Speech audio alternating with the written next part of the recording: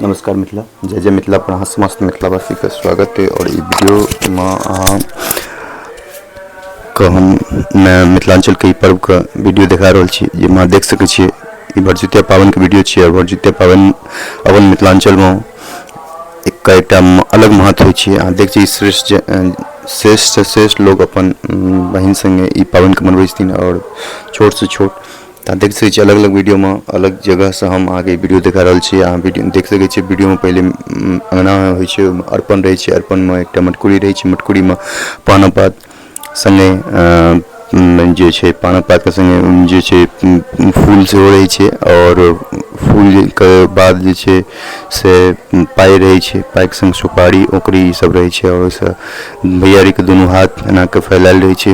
ऊपर फिर जे छे से मतलब माथा पर टीका से कल जाय छे।